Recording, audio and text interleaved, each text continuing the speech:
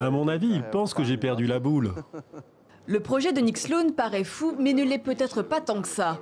À 56 ans, ce Sud-Africano-Zambien propose de partir à la chasse aux icebergs pour approvisionner le Cap en eau douce.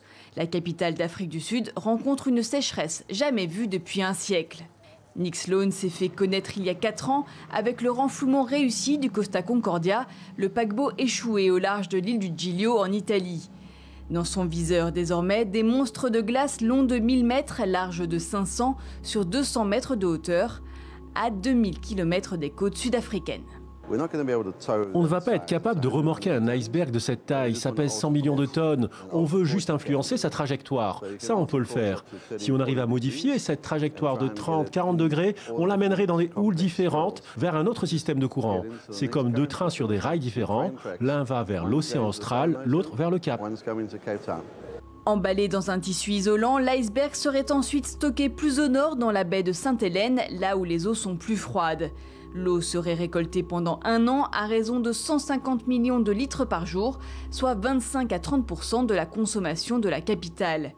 Reste à convaincre la municipalité qui devrait débourser 160 millions de dollars pour un iceberg, avec tous les risques que comporte une première mondiale. À ce stade, il nous semble que les solutions d'utilisation des eaux souterraines ou de désalinisation reviendraient moins chères ou auraient un coût égal.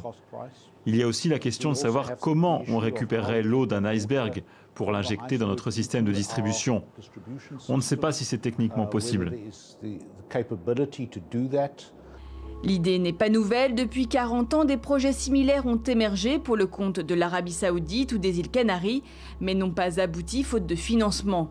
Leurs auteurs, un glaciologue norvégien et un ingénieur français, sont aujourd'hui associés au projet sud-africain, de même qu'une société suisse.